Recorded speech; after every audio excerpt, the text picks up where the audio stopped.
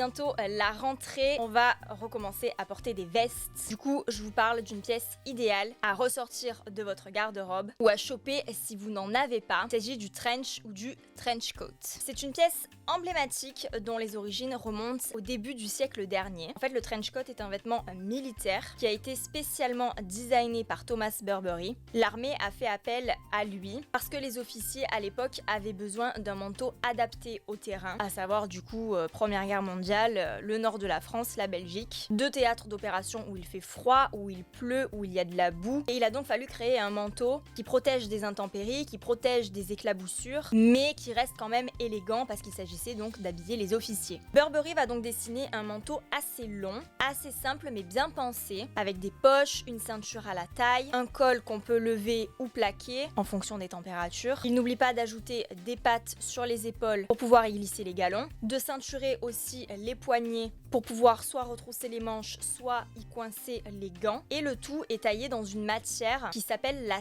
serge. Alors je vous avoue que je ne savais pas ce que c'était la serge, mais apparemment c'est une matière ultra résistante qui est tissée en fait de façon oblique sur l'endroit et sur l'envers et qui permet donc aussi de donner cette tenue au vêtement. Le trench c'est donc un vêtement militaire, clairement. D'ailleurs sa traduction exacte en français c'est manteau de tranchée. Ce qui est frappant c'est qu'après le douloureux souvenir qu'a laissé la guerre, ce manteau il aurait très bien pu tomber dans l'oubli. Or c'est pas du tout le cas. Au contraire, les civils vont se l'approprier et ils vont commencer à en porter tant il est pratique et élégant. D'ailleurs, il sera aussi beaucoup repris au cinéma et dans la littérature. En effet, beaucoup de personnages cinématographiques et littéraires vont continuer finalement à populariser le trench à travers les années et finalement l'inscrire définitivement dans la légende. Le trench est souvent associé au rôle du détective ou du policier enquêteur et il habille aussi la plupart des personnages qui jouent dans des films noirs. Le trench est même indissociable de certains personnages, on pense notamment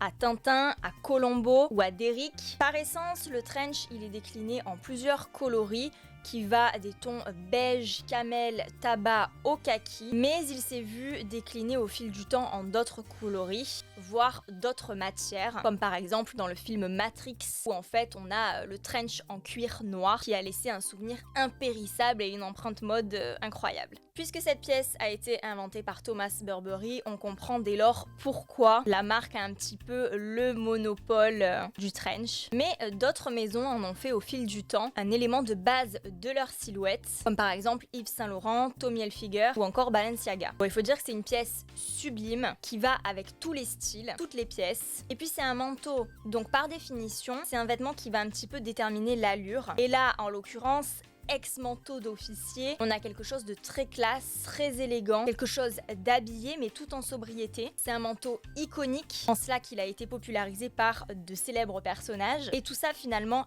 ajoute au trench une certaine aura qui se dégage naturellement de la silhouette qu'il nous dessine.